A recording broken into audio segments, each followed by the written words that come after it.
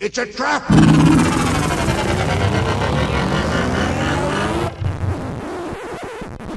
Oh, I'm sorry. Did I break your concentration?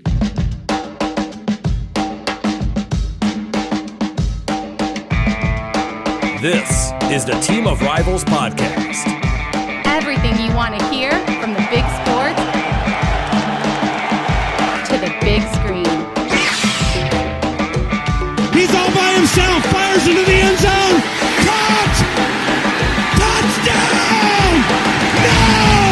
Vaughn into the windup and is first up free. Just a bit outside. He tried the corner and missed. He doesn't like you. I don't like you either. Time winding down, Michael for three. Yes! She is gone! I don't believe what I just saw! Go crazy, folks! Go crazy! You believe in miracles?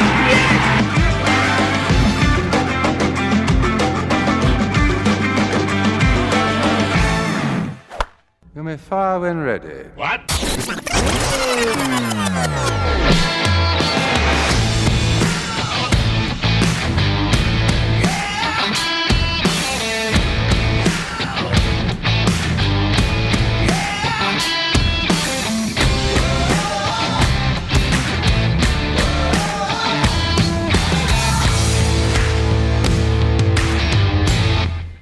Right? We don't need a formal start, especially since for the first time in what is this, probably at least 5 years, we're actually in person. It was the summer of 2018. So yeah, 5 years. Hotel I had rented. Was that it? Yeah. It was. I didn't come down here before that? Or I mean, since then? Well, I mean, yeah, that would make sense because... Was it 20? Maybe you did. I don't know. This is a compelling start to the show. No, now I'm confused. I'm like, did I... I remember coming down here, but I don't know if I came down here before or after we went to that doubleheader. I think you came after. I think Okay. you came in October after because we were watching the trailer to Last Yeah, Jedi and all yeah. that other stuff. So it's still been almost 5 years. Yeah, I know. So That might have been the last time we saw each other in person. I think it was. I know. I think it was. Man. Okay. If I hadn't taken that picture in the Jeep this afternoon before we came here, nobody would believe that we were actually talking to each other in person. No, I probably wouldn't have either. So it's awkward doing the shows with somebody across from me because I'm not used to that. I'm used I know. to seeing you guys right there in that box. I know. And now I feel like I can't interrupt because I can't chalk it up to internet lag. I have to be polite and pay attention to social cues. Yeah, that's the thing. There's no internet lag here, and thank God we're not live streaming because that's another odd. Well, that would throw the whole thing into chaos. No, I've had enough of that shit. The worst thing that we could possibly do is get all three of us in a room and then put it on the internet. I think we might actually break the internet. I think you got to talk straight into that one. Oh, right. I'll turn it. That'll be better. He's using the master mic there. That's my favorite mic. I actually bought this one for Braden when he came out, but I might keep this one too. This one's not bad. So doing the in-person shows is one thing, but I can't help but to notice, like, since we've been doing this for like coming up on 7 years, right? Yeah. How many shows have kind of come and gone that not the same premise as us, right? We're a rivalry combination. I know. But I'm just talking about all the ones we've seen come and go of, everybody wanting to give this a shot, trying it, and then realizing that, man, it's a commitment to try to do this every week. An hour doesn't sound like a lot of time, but when you don't prep for it like we do. But still, I mean, even though you're right, if we were to really prep, it would be even more of a commitment, but still there's that mental commitment to it, right? Because you got to be paying attention during the course of the week. It's not like we can just sit down on Thursday night and just record a show and be like, well, I don't know what to talk about. And you can tell when one of us hasn't watched or prepped, right? Like I do have to play a little catch up, right, on the day of or day before if I haven't been able to keep up or just decided not to keep up out of just performance, right? Yep. But his point I was making is we've seen lots of things come and go over the 7 years, and even I think a podcast we weren't necessarily linked to, but we've seen a lot of them where they don't record for months at a time, right? But we've kept it up. I know we've had some inconsistencies over the last year, but I still think we've tried to keep things up as best we can. But shit, life does get in the way, and I'm learning that the hard way, right? It was busy enough before, but now that kids are doing things that involve school that bleed into the night, and just being mentally exhausted. And the last thing I want to do right now is to watch I used to watch Cardinals baseball to relax, escape. It's basically sucking me down into hell now every time that I went to watch them this year, and it was just unwatchable. It got to that point where it wasn't watchable anymore. And you know what's funny about that is that the last 2 or 3 weeks with the Cubs has gotten to be like that. Like, it's been really hard for me to turn on the games and watch them for relaxation because they're not playing well. And it just makes me tense. It's like, oh my God, I mentioned this to you when we were driving up here. I think they're going to miss the playoffs. Like, there are so many teams in the wild card hunt right now that they've blown the tiebreakers to. And so I really think that in 2 weeks, the Cubs are going to be on the outside looking in, and it's tough to take because you were absolutely right. Like, at the beginning of the year, you were like, you guys are going to enjoy this, right? There are no expectations. This is going to be a cast of characters that you're not going to be particularly tied to. They're going to exceed your expectations. You guys are going to have fun. And it was, but now because the expectations got raised, now it's like, oh shit, they're going to miss the playoffs. Damn it. Oh, I remember what the sting felt like. Yeah, it was so much better when you knew at this point a month ago. Right. You knew, no, this isn't happening. Yeah, well, I mean, they're hanging in there right now, right? You got Arizona, Cincinnati, a half game back. Or they're in the hunt. I guess those two are tied for that third wild card. But they lose the tiebreaker with both of those. And since there's no game 163 anymore, I think it's 4 or 5 of the teams that are in the hunt. The Cubs have already lost the tiebreaker to them. So I think I can't remember who it is that I was reading that they have the tiebreaker over, but basically every other team that's in the hunt for a wild card spot, the Cubs lose to them. So if they finish tied with any number of teams, they're out. Yeah. Well, at least I wouldn't say they're in a driver's seat, but at least they've got a half game advantage right now on most. But that's the funny thing is it looked like a they week had it and a well half in hand. ago. It looked like they had it well in hand. Yeah. I mean, it wasn't that long ago. They were a game and a half behind the Brewers. Mm-hmm. And they were, I think the same or maybe 2 games behind the Phillies. Yeah. And they have just shit the bed since then. And it's tough. It really is. And I think if they don't make the playoffs, I think that for the first time in his tenure, I think David Ross is really under the hot seat. And you know me, like, I love David Ross. I've got his jersey and everything. It's really hard to defend some of the roster decisions he's made the last couple of weeks. And he's not the one who's putting guys on the roster, but he's the one who's not playing them. I mean, Alexander Canario has been up basically for the last, 3-4 weeks.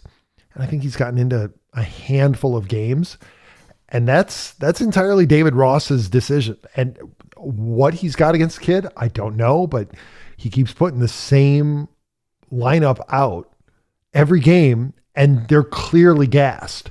And it's like, give guys a rest, and it's not working. So give somebody else a chance, but he's not doing it. And it's like, he keeps going to the same guys in the bullpen, and you start to wonder, maybe he's not the guy to get you over the hump. Yeah. I mean, they brought him in for a reason, right? It was going to be a transitional period. Whether or not he was part of the long-term plan, I don't think any of us will ever know. Right. I guess if he took them deep into the playoffs this year, in a year that they weren't expected to, he probably assured himself at least he's got a job for next year. Even if they made the playoffs this year, I think that buys him some time. But I mean, if they miss the playoffs, especially where they were just 2 weeks ago, I mean, this is just an epic collapse. I don't know how you can continue to give this guy rope. Well, you look around the league, the trend was we're going to hire, former players. A lot of them were catchers. Yeah. When you looked around the league that are getting teams, Mike Matheny being one of them. I know that the Brad Ausmus had a crack at it a few times too. I don't know if he's managing right now or not. I think he might be out right now, but or maybe he's coaching on another staff. But they gave guys like that a chance who hadn't necessarily coached or managed before, but they were smart players, I guess. And why couldn't they? But I don't know if we're going to see that trend reverse. I think it's undervalued how much a manager does impact and how much he does have his team prepared. We're all longing for guys like Tony La Russa as much as people didn't like him. He never let the Cardinals slip on the fundamentals like we've seen them this year. And I could say the same thing for Mike Schilt. If anything, if Mike Schilt had an impact on anything, it was their fundamentals. Defense, and you can base see running, it just from 2 years ago to the last couple of years with the Cardinals. They are not fundamentally and from a discipline standpoint, they are not the same team that they were under Mike Schultz. Yeah, absolutely. He said he was going to fix those two things, and he did. Now, granted, when you put Paul Goldschmidt at first base, he's going to take some errors away from that infield, right? Yep. When Bader was able to be a full-time center fielder, their starting center fielder, you have better defense in the outfield. So, I mean, there were some other things in play there. But, yeah, I mean, it was one thing that he was focused on, and he came from that kind of school. But I am shocked at how much it's fallen off this year. I mean, and your point is, it started last year too, but this year's it's gotten so bad. Yeah, and I think that too many people, when they assess a manager, they look almost exclusively at the decisions he makes in game, right? Mm-hmm. Does he challenge that call? Does he send the pinch hitter up at the right moment, or does he allow a guy to go face another batter, that kind of thing? Yeah. But there's so much more, right? It's setting the tone for fundamentals and discipline, right? We're going to take the extra base. We're not going to take stupid chances on the bases. We're going to play fundamental baseball where we put the glove in the dirt and we pick the ball up. We're not trying to make some fancy grab on the side. But also, who are you putting in the lineup day to day? And when are you guys giving guys a break? When are you saying, I'm going to give this kid a chance because I don't know how he matches up, but let's see what he can do, right? And I get that in the Cubs case, I get that they're pushing for the playoffs. But if your team's not playing well, you got to throw everything at the wall. And he's not doing that. The big chances that David Ross is taking right now are changing the lineup, but he's not changing who's in the lineup. He's just changing the batting order. And that's, it's frustrating to see, that there seems to be a slippage, especially in the last month or so, that as his mindset has shifted. And I wonder if he's not putting pressure on himself, we got to get in the playoffs. And so I'm going to throw everything that's gotten us to this point this year to the wayside. Keep running with it, right? Yep. Yeah. They've gotten us here now. Let's just keep pushing for it. Who knows? Maybe Craig Counsell will be heading south, because I know that this is his last year with the Brewers, at least with his contract. And with David Stearns moving to the Mets, I gotta imagine that Craig Counsell is going to start testing the waters. I mean, you look at his situation's not that bad in Milwaukee, for it's one. Not. I mean, I know there's a whole stadium issue thing going on, and we, probably a 0.5% shot we see the Nashville Brewers pop up here in a few years. But I don't think they're going to lose the team. His situation hasn't been that bad in Milwaukee, no matter how many years we tend to overlook them, because they're just as boring as the rest of the National League Central. That here they are again, on top of the division, and I know that pitching is an area of strength for them, right? But speaking of pitching, I don't want to blow by this one. The latest on old Shohei, right? I mean, that's the situation that just went from bad to worse, and you couldn't really imagine how bad are the Angels fucking this one up. Yeah. And I wonder, what are you always, when you see something like this happen, right? So he has a torn ACL or UCL, and we don't know what's going to happen with him. And it looks like he needs surgery, but maybe not, but we're going to continue to let him play. And now all of a sudden he's got an oblique injury, and we're going to let him rest. And then all of a sudden, we're just going to shut him down. It's like, whoa, what are you not telling us? Has it gotten to the point, right, where essentially Shohei's camp has said, he's not coming back? I mean, I think they're probably there now. Right. And so are the Angels now getting a little bit of revenge and saying, you know what, if you're going to do that to us, we're not going to allow you to rebuild your value. So we're going to put you on the IR, and we're going to shut you down for the season. We're not bringing you back. And so you get to go into free agency with all kinds of question marks around you. I think he had big enough question marks anyway. Right. But, there was always that possibility where, he ends up taking a year deal and just staying there to get healthy or do whatever he needs to do to get back. And now the word is that they're willing to entertain trading Mike Trout. That was going to be the next. That pretty much guarantees Shohei's not coming back, right? Oh, sure. He's not even going to take that 1 year deal now. I don't think he was coming back anyway, but I thought the possibility for the 1 year was a thing. Now, obviously it's not, right? That's off the table. Not officially, but let's be real. Yeah. But yeah, the rumors are that they're willing to entertain, looking at ways to move Mike Trout, which is. So that means this is a complete rebuild. Well, you know why this is bad news for me? Because now I got to deal with this shit. Not only are you guys going to sign Shohei, you're going to trade for Trout and get Aaron Nola. Apparently, that's the other one. He's auditioning for the Cardinals this weekend. That's right. Yeah. So, I mean, you guys are going to have the biggest offseason ever. Well, I know it's coming, right?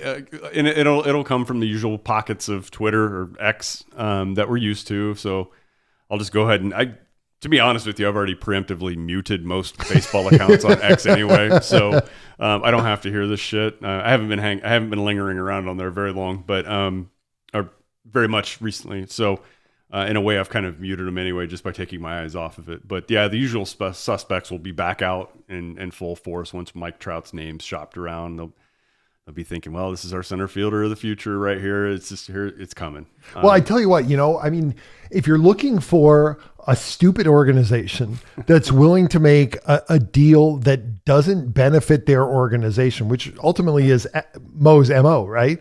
He works with a short-sighted organization that thinks that they're going to improve themselves, and they ultimately end up giving away an asset for chump change. That's what he did in order to get Arenado. That's what he did to get Goldschmidt. Yeah. What better organization to work with than the Angels? Oh, right? Yeah. So, point taken. Sure. So if we have to rank it, right? Signing Shohei, signing Nola, or trading for Mike Trout, I'm going to put Mike Trout as the most likely outcome of those three. If I had to pick one, if it's via trade, look, and I get it, right? It's Mike Trout who doesn't want him in healthy form, right? Like anybody would. Anybody would probably replace the center fielder they have today, maybe except for Acuna. He is their center fielder, right? That might be maybe the one exception. But I think most people would want Mike Trout in their outfield. So yeah, I get it. I know I'm giving people a hard time on X, but I know where it's going to come from. And I know we're going to see the Photoshop pictures.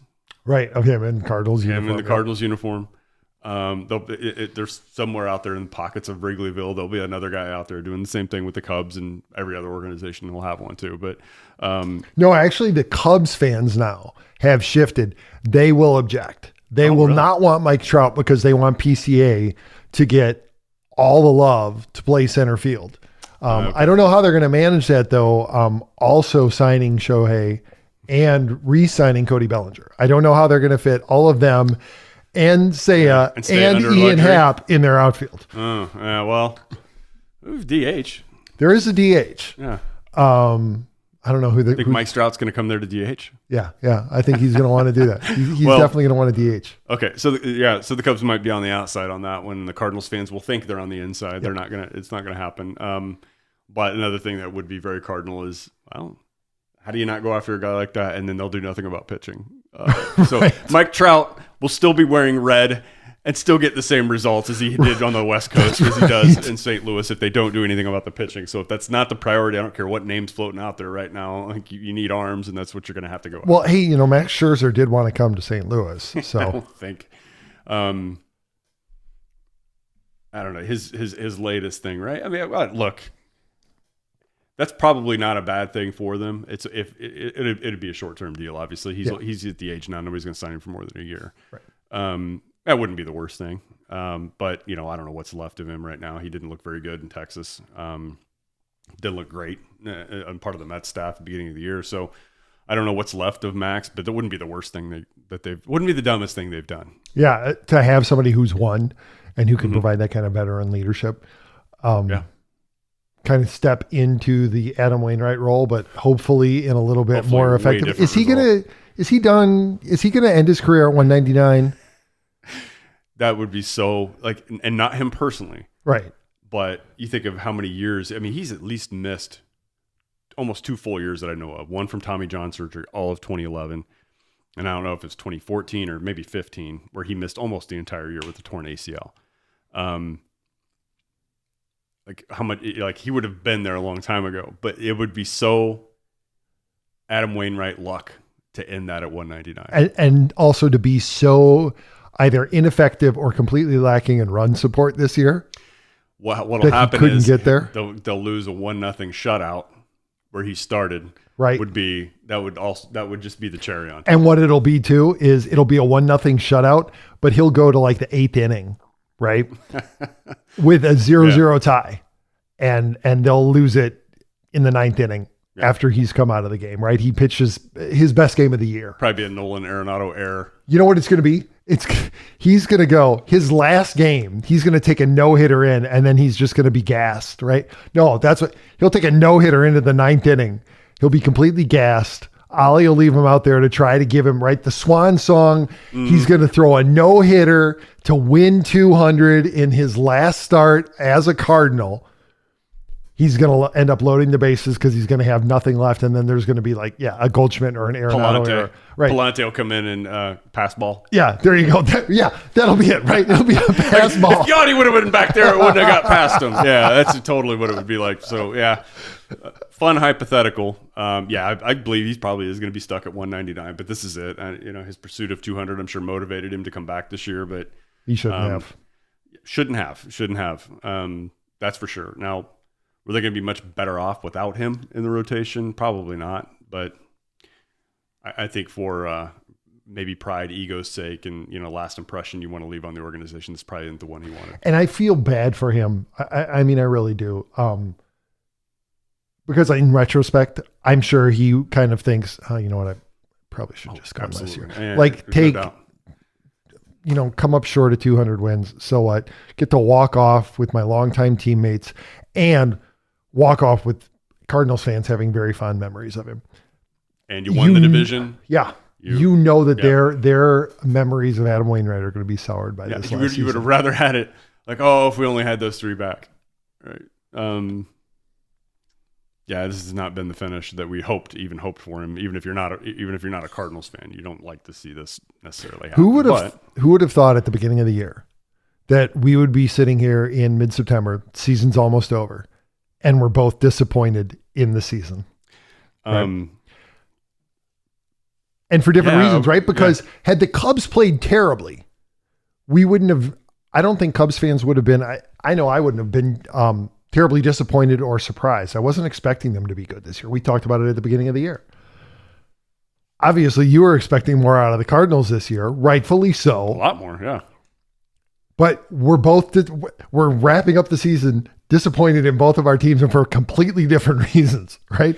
My team's just going to miss out on the playoffs, and I'm unbelievably disappointed, and I really shouldn't be. I should be happy because they made progress and they've got a winning record this year and everything. Nope.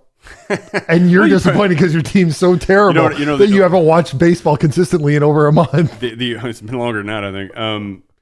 The thing that I've gone and taken a peek at, the only reason I've taken a peek at the standings recently has been just to count the games so I know how many are left. Right. Right. It reminds me of like my senior year playing football. I was counting the practices down because didn't have a good team, and you just wanted to get it over with and move on. And I've been looking down at the standard. So game 149 is today. So thankfully, in about 2 weeks, whatever you want to describe this season as will finally be over. I'll probably watch baseball more often when it is playoff time, because we were talking about it in the car ride from the airport, right? I was asked last night, who do we think is going to go? Who do we think is going to be in the World Series this year? Yeah.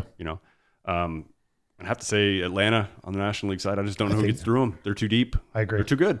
I agree. And on the day after the Dodgers clinched their 10th division title in 11 years, I don't see them as being a threat. They're not as scary as they used to be. That's for sure. They are not. And I was kind of reflecting on that actually when I saw that pop up in my feed this morning. Yes, the Dodgers have been good for a while, but also, West hasn't exactly been great. No, it's not. It's not. Can you really describe it as a black or blue division or that competitive? Yeah, they've been so much better than all the other teams that, of course, they were going to win the division each year. And really, if you look at, I don't know how many division titles did the Braves win under Bobby Cox, like 15 or something like that. Yeah, it was something ridiculous. And it was kind of the same thing, right? Yeah, it's kind they of were the same just thing. So much better than everybody else. You look at those two friends. Here's the funny thing, right? I know Atlanta won the World Series, which we couldn't remember who they beat just a few years ago. Neither one of us could. But if you look at Atlanta over that time period, they won one World Series, 95, shortened season. Right. The Dodgers are going to win over a decade's worth of division titles in a row. They won one World Series in a fucked up 2020 season. Right. Like, so that's interesting how those two kind of stories, East West, there have run somewhat parallel. Yeah, isn't that interesting? Right, the one time that they win it, it's kind of under a cloud. Yeah.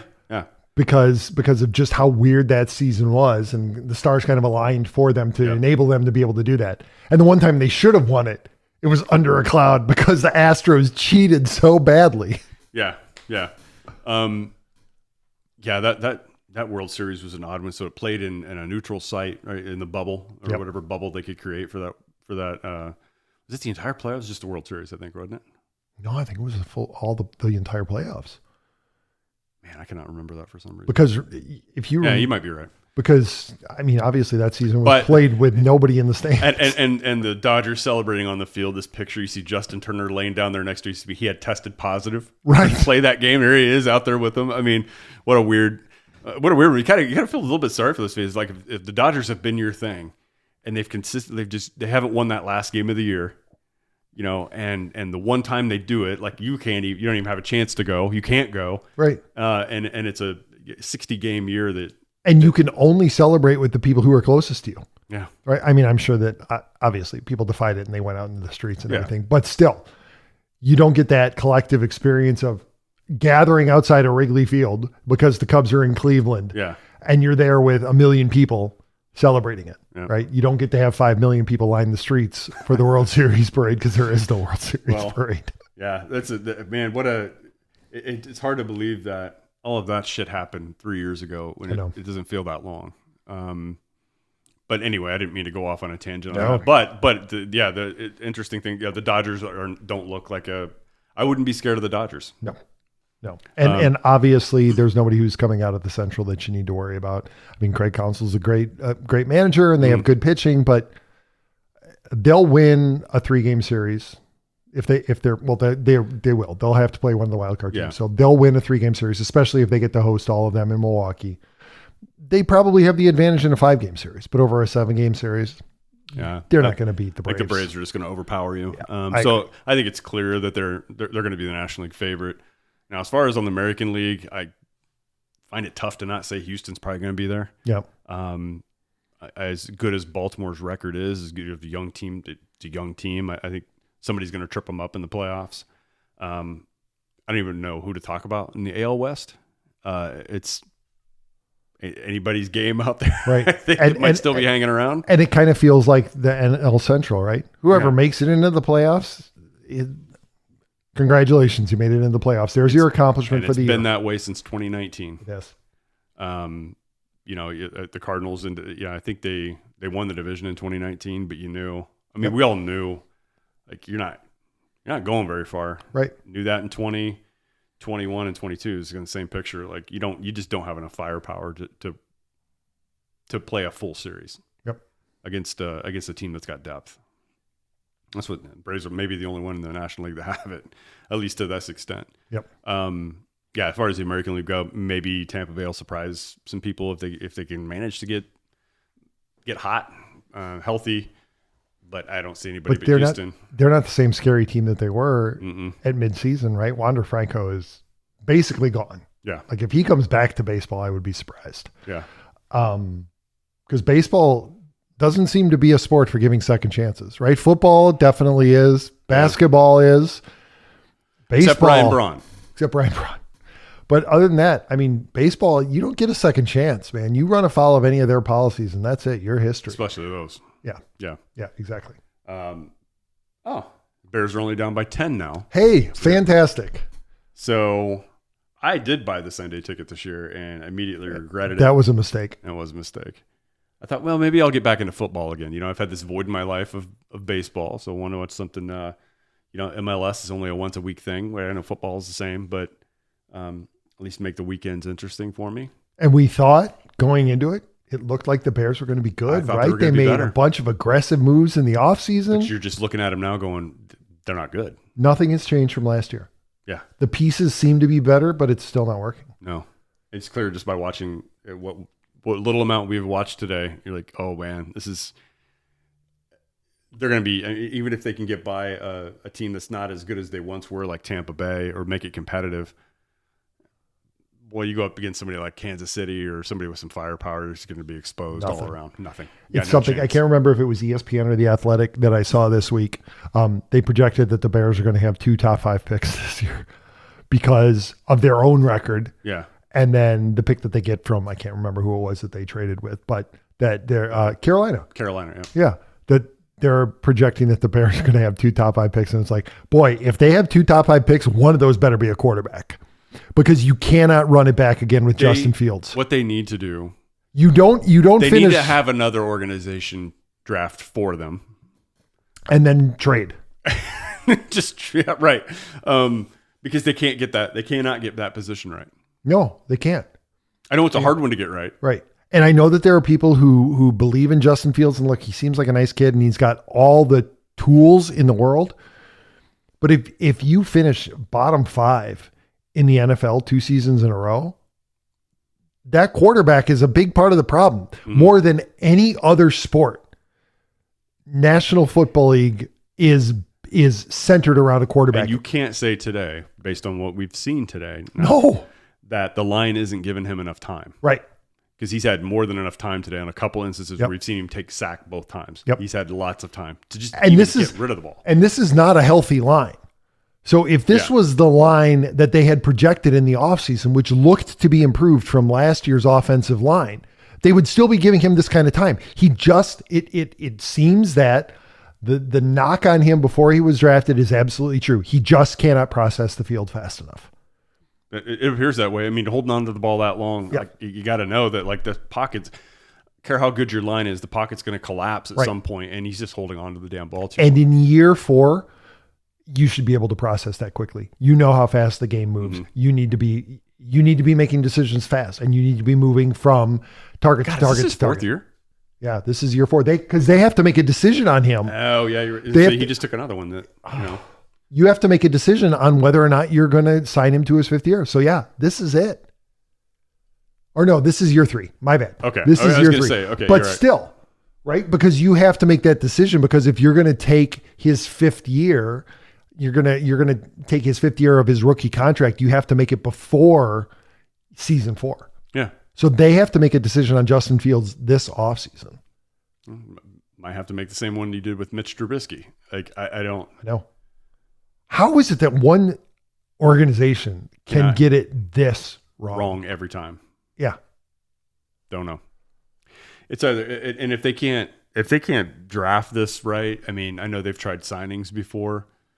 I don't know that they've really traded for a top line quarterback, but yeah, you're right. It's like, it's amazing this is going on 3 decades since, is it longer than that now? Well, as far as an effective quarterback, it's Jim McMahon, right? They've had quarterbacks who have put up great numbers, right? Jay Cutler put up insane numbers, but he couldn't do anything with the team, right? And we were talking about it. Jim Miller, you had your game manager, right? And they've had that over the years. They've had a number of those. But as far as like a quarterback who could actually win, it was Jim McMahon.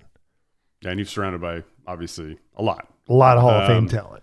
But he knew how to play the game, right? He knew when to take a back seat and when to take his shots. Mm-hmm. No, he was never the best quarterback in the league. Cutler, I'll take my shot every time. Exactly. Yeah. Exactly. Like if you're the secondary, all you have to do is just play your zone. He's going to throw it to you sooner or later. That's right. And then, we had the whole Cordell Stewart fun. Oh, pretty painful memory. What was the neckbeard, the pirate?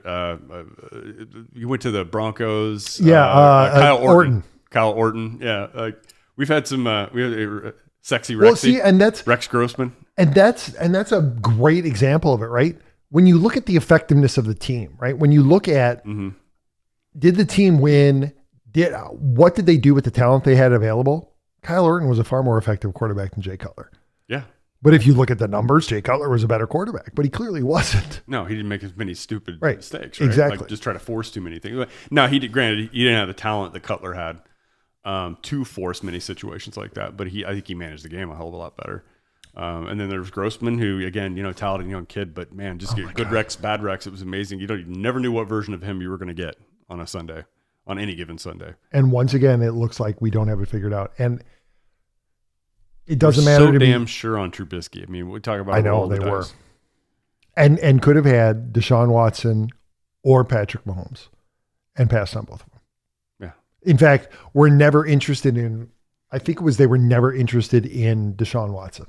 There was interest in Mahomes, but they just decided that Trubisky was their guy, but never even, the story is they never even talked to Deshaun Watson. Never considered him. Now, obviously, in retrospect, when you look at everything that's happened around him, fine. But still, at the time, with the information you had available, clearly one of the top 2 quarterbacks coming out that draft. Nah, we're going to go with this kid who had something different. Yeah, this kid who had one fairly good year at North Carolina. Known football powerhouse, University of North Carolina. That's right. Yeah. They do have a football team, don't they? I guess. No, there was another name. Now it's escaping me. But I don't know, man. Is it ever gonna? I'm gonna be dead by the time they have a quarterback that we'd be. That's gonna sell. When's the next Bears quarterback that's really gonna sell jerseys and be that Pro Bowler? Well, I mean, if that's what you're looking for, if you're looking for selling jerseys and being Pro Bowler, Justin Fields does that. Let me put it this way: I can't wait for that next quarterback who's still going to be selling jerseys 20 years after he retires. Okay, yeah. Right. And when's that guy ever going to be around? And it's just, are we going to be like, well, I mean, am I going to have to suffer through this again? But are we going to have to be like Cubs fans where we're going to be the old ones who are like, just one more time, just one time, right? I was 12 years old. Well, actually I was 12 years old when it happened. Am I going to get to see the Bears win another Super Bowl in my lifetime? We're going to be like those 80-year-olds who were sitting there. Just one time, I want to see the Cubs win the World Series. Just one time. That's going to be us. That's a good question. And I have this feeling like, oh, you just got picked off. And you know what's going to happen? Our kids are going to be like Elliot and I were 7 years ago. Oh, this is just the first of many. Yeah. We finally won one, right? You and I are going to be sitting there on the couch. We're going to be crying. We're going to be so happy. The Bears finally put it together. They have a quarterback. Finally, we won the Super Bowl. And our kids are going to be like, oh, Dad, this is the first of many. No, trust me. You got to soak it's this not. Yeah. Enjoy this. Chicago does not win multiple championships. The Bulls and the Blackhawks, but speaking of the Blackhawks, do you pay any attention to hockey at all? I am very much a fair weather hockey fan. Okay, well, in case you missed it, the Hawks completely lucked out this offseason and won the lottery, got the first pick in the draft, and drafted Connor Bedard, who is generational talent. He's like the next Wayne Gretzky. That's what people are saying. Had his first game for the Blackhawks. They had a prospect showcase last night. First game for the Blackhawks, hat trick. Okay. I thought you were going to say no. It went well. No. He's the real deal. Pulling Aaron Rodgers. No. It's the real deal. He had a hat trick in his first game with the Blackhawks sweater on. And it's like, oh, okay. So apparently the only 2 teams that are allowed to have any kind of sustained success in Chicago are the Bulls and the Blackhawks. That's it. And I remember when the Bears did win, because I kind of came to in sports that year, and what a year it was for me. The Cardinals went to the World Series in '85. No, they lost it in 7 games to the Royals, but just months later, the Bears win the Super Bowl and the whole Super Bowl shuffle thing and everything. Oh, sports are great. Why wasn't I paying attention to this at 7 and 8 years old? I swear that like 3-4 year period is really what cursed me, because the Cubs suddenly were good in 84, right? Yeah. They were so close to getting to the World Series. 85 and 86, the Bears win the Super Bowl and then look like they're going to go on a run, right? Clearly the best defense in the NFL, not even close. They have the best running back in the NFL. They have a good quarterback. They have 2 dangerous wide receivers. It looked like they were going to go on a run. And a defense from hell, right? Yep. Just the all White Sox had just been in the playoffs in 83, right? Like they were legit. They had Tony La Russa at the helm, and the Blackhawks had Dennis Savard and Steve Larmer. Like that was absolutely a golden age for a 12-year-old kid. Yeah. That's absolutely the time to get him. Why wasn't I watching this? Yeah. This is fantastic. I am into sports. And then it all just like with it. Oh, and Michael Jordan had just joined the Bulls. 1984, fresh off of his success in the Olympics. He'd been drafted by, oh my God, what a time to be a Chicago sports fan. And then it all just went. Yeah. Well, we're hitting our cycle on Cardinals fans. Now, historically, those cycles haven't lasted terribly long. But we did have the dark 90s, and at least for 5 years, they were kind of out of it. And now you're back there because what is it? The first time in 17 years, I think I saw that the Cardinals will finish the season with a losing record. Yeah, I think the last time they had, you have to fact check me on 2000. I think 2007 might have been the last year, their World Series hangover. Yeah, I think that sounds right. So yeah, it's been a long time, but this will happen, and they thought they built a model where it would prevent that from happening, right? But I think what that model's also prevented is them being elite again, right?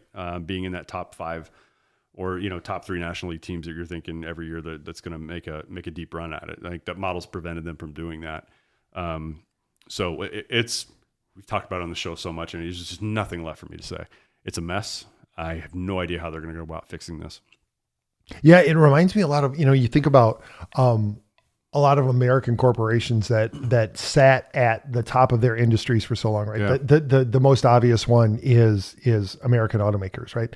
They were so far out in front of everybody else that they didn't feel a need to innovate, and they got caught. And they're like, Yep. well, that's okay. Our model works. Yeah. It's fine. We're too big to fail. Yeah. Until it didn't work. Yeah. And then you go through this fallow period, right? In the 70s and 80s where cars were just terrible. It's in regards to sports, there's just going to be such a long period, and in companies too. There's that whole period you got to go through. Okay, acknowledging that you've got a problem or many problems. How did we get there? Try to rationalize your way out of it, and then finally you get on the path to actually start fixing it or do something about it, right? And I think it's what this team has been caught at. All 3 phases hit this year. And as a fan who's paid a lot of attention, and you see what's happening around the league, and I'm sure that we're not alone. There are many others that saw the same thing that we did. Like, this problem is going to happen. It's coming. And to witness an organization just let it happen I'm past the point of frustration. Like, just call me when you fix it, And you think about it, and I think that our the lifespan of our podcast actually puts it into like perfect relief, right? When we started this, it was right after the Cubs had won the World Series, and obviously we Cubs fans were riding high, and we felt like we had finally fixed it, right? After decades, yeah, a century of futility, we had finally cracked the code, and then we didn't, right? And it all fell apart. And if you had said to me in 2019, 2020, when it started to look like, oh yeah, no, it's not going to happen again. Like, this is it. If you had said to me, one of the 2 teams is going to take a step back, look at what they're doing, assess, and say, we need to go in a different direction. We need to fix this thing. I would have absolutely said, oh, it's going to be the Cardinals. The Cardinals are going to fall on hard time. They're going to take a step back and they're going to say, you know what? We need to modernize. We need to innovate. We need to go in a different direction. And they're going to fix it. I never would have thought that the Cubs would be the team who's producing pitchers and who abandoned a plan that just 7 years before, well, forget about it, 5 years before, really, because the turnaround happened in 20 and 21.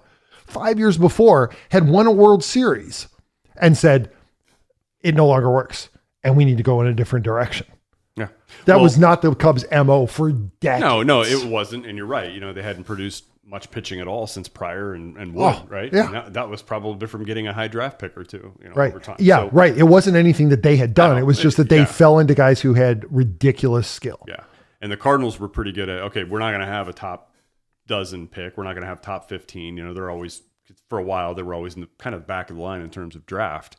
They had to find the guys, and they were smart about it for a period of time, and then now all of a sudden they're not. Right? So they've missed on a whole class, I think, of pitchers that you would expect to be in there today, and that's how much it set them back. But I think all these teams have to pick which version are they going to be? Are they going to be the Nationals that catch lightning in a bottle one year, or recognize? No, that's unfair.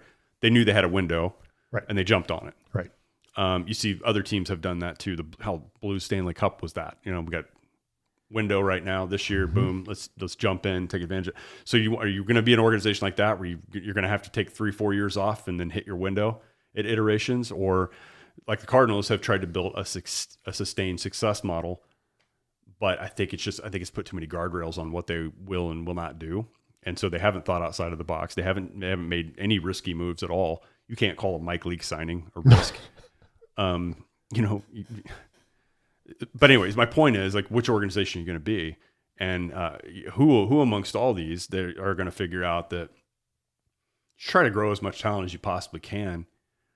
But if you think that's going to be if that's going to be your team, just your homegrown drafted guys, it's not reality. You're going to have to supplement. I just think teams are smart about doing that. The ones that are going to be like the Braves, like the Dodgers.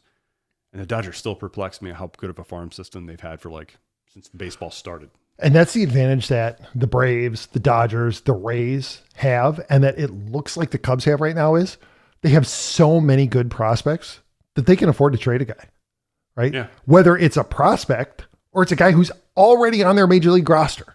Yeah. They can say, you know what? This is the year that we see an opportunity. This is what we need. Here, you can have this guy. Yeah. Because we are confident that either what we have or what's coming is going to be able to fill that slot. And this is the need that we've identified that we can't fill internally. And so we're willing to make that sacrifice because we're confident that we're going to be able to fill it. And it looks like the Cubs are at that point now where if they do get the sense that next year they're in contention, they're going to be able to trade from strength because they've got so many, for example, they have so many outfielders right now in their system. You can never have too many outfielders. Well, you can never have too many outfielders if you're willing to get rid of some of them, if you're willing to trade them for assets, if you think that you can hold on to them. And which ones do you trade? That's the mistake. That's right. That's absolutely right. But that's what it looks like right now is that the Cubs may be on the version of that or on the verge of that. But that's absolutely something that the Dodgers and the Braves and the Rays have been able to do as him. And it's like, yeah, no, that's fine. We can trade this guy. Yeah. Organizational depth, right? Right. But when you take those chances, right, and you don't have that organizational depth, and you're like, well, we need to make the move right now, so we're going to go ahead and we're going to trade Zach Allen, right, because we feel that we need this guy. We're going to trade Randy Rosarina. We're going to trade Adolis Garcia. Oh, well, you didn't have the depth to be able to trade those guys, and the guys that you traded for didn't get you over the hump anyway. Yeah, I mean, all valid points. I think we've covered that territory so well. We have. And a lot of other people have too that I've either listened to or read about. So there's just nothing left to say about it. I will probably become a lot more interested maybe in December. Maybe. Well, when they trade for Mike Trout and sign Shohei Ohtani, of course he'll be interested. Of course, that's what I'm in. I'm all back. I'm in again. That's right. Yeah. I just hope Braden's not listening to this. He probably doesn't listen to us anymore. He doesn't need us anymore. That's right. Yeah. Okay. Well, still 20-10. It's still 20-10. I guess the highlight of my weekend is going to be a City pulled a draw out on the road last night. Wow. 89th minute. What a stat line. Justin Fields with 13 minutes, 26 seconds left in the game, 9 of 19 for 117 yards passing. That's what you're looking for from your franchise quarterback. Well, that's what they've got to work with. Against a team that is starting Baker Mayfield at quarterback. Shaking a pick. He doesn't look too bad, though, this game. No, he hasn't, which doesn't say a whole hell of a lot for the Bears defense. Yeah. That's the one thing we can hang our hat on usually over the decades was the Bears at least would have a solid, if not spectacular defense on that side of the ball. But and meanwhile, sorry, we're watching highlights and meanwhile, Jordan Love, of course, right? Of course, right? Of course. Now you know what it felt like all those years to be a Cubs fan and watch the Cardinals come up with yet another pitcher. Of course. Yeah. Of course. We can't say that anymore. No, that's right. It's fun while it lasted. Someday the Packers won't have apparently a Pro Bowl quarterback. I mean, I think you're probably right. He's going to end up being that. We're going to go from Favre to, you get picked off again, just about. Almost. Favre to Rodgers to Love. I mean, the Bears can't get one right. It's been 40 years almost since Lynn Dickey. Lynn Dickey. I forgot about him. I didn't. I grew up a Packers fan. Scandalized the family when I switched allegiance. You know, my whole I grew up in Wisconsin. The whole family lives in Wisconsin. They're diehard Packers fans. So yeah, my son's a Packers fan. How did that happen? Yeah, I don't, like he wouldn't have had the option on baseball. Right. Obviously. Yeah, it's like you pick one and you say, do what you want in regards to everything else. And I think his grandfather was an avid Packers fan, so it just kind of the family follows the Packers for some reason, but that's fine. I used to think there was nothing worse than a Cubs and Packers combination. Oh yeah. I seriously think that there's something wrong with the Cardinals Packers combination fans, but it's just, and I know the only reason Dustin's a Packers fan is because he does everything fucking opposite of what I like, and that's the only reason I don't think he cares one iota about football. But when I had a Bears jersey or hat on, son of a bitch went out and probably bought a Packers one. So we got to get him on the phone and find out who he roots for in the MLS, because obviously he can't cheer for City. He probably doesn't even know City has a team. He's like, I don't think soccer's anything. Wait, I don't know, man. He seems like if anybody was a soccer fan, it would seem him. He would have liked soccer until we did. That's right. And then he's like, Dustin, no. he will listen to this. He's a hipster. Yeah, he's a hipster. He's the kind of guy that I swear, that music snob. Like he'll like that music until he hears it on the radio. Then he doesn't like it anymore. Nope. I can't stand that. Mine, if it's mine. That's right. Oh man, I used to love the White Stripes until they sold out. He is totally like I should have seen him in the movie High Fidelity in that record shop. Totally. As where Dustin belongs. Yep. Yeah, he definitely would have been standing right there next to Jack Black. Like snickering behind your back as you picked up a record that he would Houses of the Holy. Led Zeppelin, are you kidding me? Come on. We should call him. We should. But anyway, so you got this memorized? No, I don't. We didn't do any of that today. No, we didn't. Follow us on X, Facebook, Instagram, Rumble, whatever it is. We're not on Threads yet. No, we're not. It's all at Team Arrivals Pod. You can follow Ron at TOR_Ron75. And you can follow Elliot at TOR_Elliot or something like that. I don't know. He's not even here. We didn't even let him know. Well, no, he knew we were coming. Oh, he knew I was going to be here. Oh yeah, and for those of you who didn't know, so I was in Orlando this weekend, and all of my connection options, all of my reasonable connection options, were through Charlotte. So I reached out to Ron several weeks ago, and I said, "Hey, listen, I'm going to be connecting. Do I get a 2-hour, 4-hour, or a 6-hour layover?" He's like, "Sarah's leaving town. Get the long layover. We'll record a show. Hang out, have a beer or two, watch the Bears shit the bed." The only problem she did leave, but she left the damn kids here. Yeah. I don't know why she can't take them with her. It's just a work trip. They'll be fine. Where'd she go? Napa Valley. Oh, she totally could have let the kids go crazy there. Could have sent them to Rancho Obi-Wan for the day. Or just leave them in downtown San Francisco. They'll be safe. The only thing you have to fear down there is maybe stepping in a little bit of human feces. Yeah, but there's an app for that. Is there? Yes, there is. Okay. There is. I don't know the name of it, but apparently there is an app. I was just discussing it in Orlando. Oh, wow. Anyway, thanks for listening to us, folks. We'll get another one. Maybe we'll bring Elliot in one of these days. I can't even call him the permanent occasional guest host this time around because we didn't even give him an option. We didn't. Sorry, Elliot. Yeah. Sorry, man. Enjoy the show. He doesn't listen to the show either. Hell no. I think I'm the only one who listens to our podcast after we record it. I will turn it on for a few seconds to make sure the sound levels and everything don't sound crazy and then inside you're of done. a car, and then I'm done. Oh. I don't like you. I've told you this has been a disease of mine for years. Hearing my own voice played back is one of the worst sounds. So part of the reason why I listen to it is because I want to catch the points that you and Elliot make that I wasn't quite paying attention to because I don't know, a fly thinking about something else. Yeah, I was thinking about my next point, and I was like, oh shit, Ron made a really good point. Damn. You know what? I never think that I do. I think early on when we were doing this, I had to listen to the shows because I did a lot of editing there. Yeah. Taking out the that kind of thing. Like that was way too until much we got work. used to it. Way too much work. But I'd be like, I'd start to make a point and I'd never get to it. And I'm like, maybe I just live like that in my everyday life, and that's just how I'm going to do this. So I don't go back and listen to them because to me it's like, I don't know if anybody else feels this way. It's just cringe. It's a cringy feeling to me to go back and listen to myself. So I don't normally do that. Record it, let it fly.